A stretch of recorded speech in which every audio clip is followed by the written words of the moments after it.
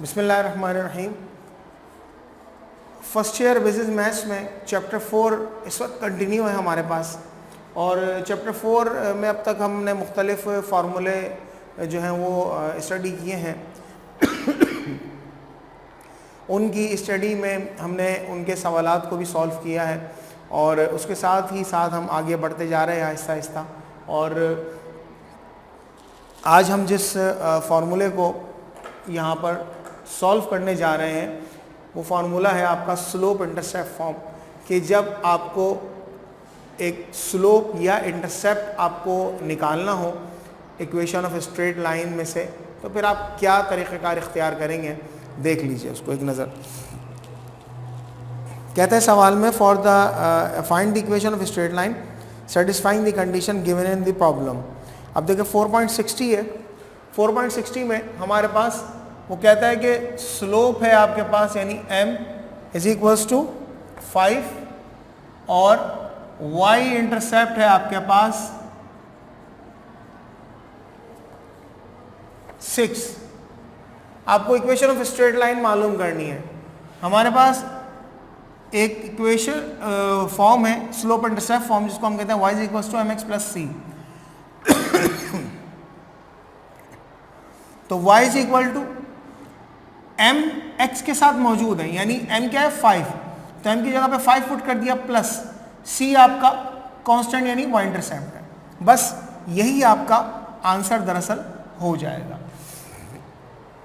4.60 के बाद हम एक सवाल इसका और भी कर लेते हैं। 4.64 वो आपसे कहता है कि स्लोप यानी m है माइनस का 2/3 और y इंटरसेप्ट है इज इक्वल्स टू 2। फॉर्मूला है आपके पास y is equal to mx plus C. तो y is equal to m क्या है माइनस का 2/3 x प्लस c क्या है आपके पास 2। अच्छा एक बात बेटे याद रखिएगा, x के साथ जो भी चीज लगी हुई हो ना, x के साथ जो भी चीज लगी हुई है वो कहलाएगी स्लोप, और y इंटरसेप्ट जो एक कांस्टेंट होता है ये कहलाता है y इंटरसेप्ट। ठीक है, तो x के साथ आपका जो भी मौजूद है वो आपका जो है वो स्लोप कहलाएगा, और उस सूरत में ये इक्वेशन आपके पास यहाँ पर आ जाएगी।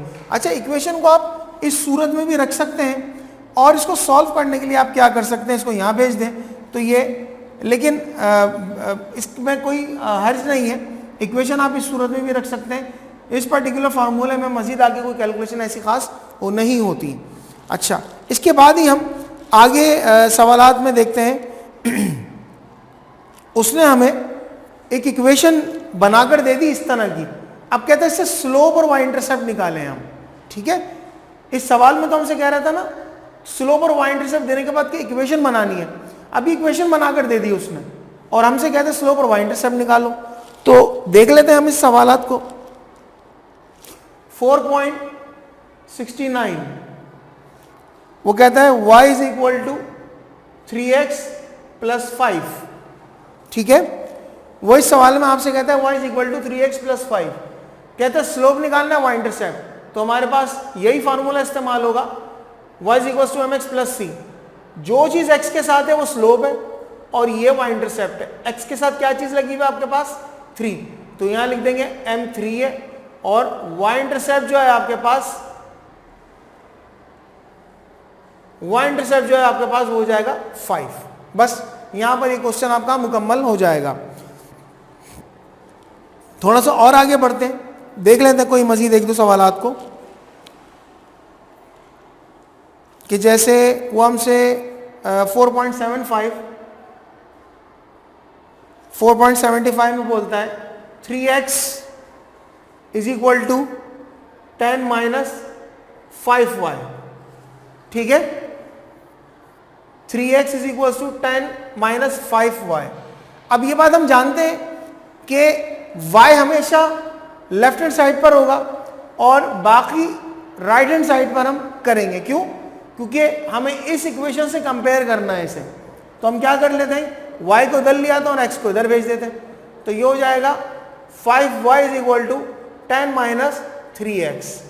ठीक है, अब y यहां पर अकेला होना चाहिए क्योंकि यहां पर भी y अकेला है, इसके साथ कोई कोफिशिएंट वगैरह नहीं है मौजूद, तो हम क्या करेंगे, y इज इक्वल टू इस 5 को इधर भेज दीजिए, 10 माइनस 3x डिवाइडेड बाय 5, यहां मल्टीप्लाई कर रहे हैं तो इधर आके क्या करेगा, डिवाइड करेगा। अब इस चीज को एक तरीके से और भी लिख सकते हैं, y is equal to 10 upon 5 minus 3x upon 5। ये मैंने ऐसा क्यों करा, इसको कहते हैं एलसीएम ब्रेक करना। जब आप इन दोनों को मिलाएंगे तो यही चीज वापस बन जाएगी। ठीक है, मगर इसके करने से मुझे एक फायदा हो जाएगा, ये सिंप्लीफाई हो जाएगा। ठीक है, ये हो नहीं सकता, तो y is equal to 2 minus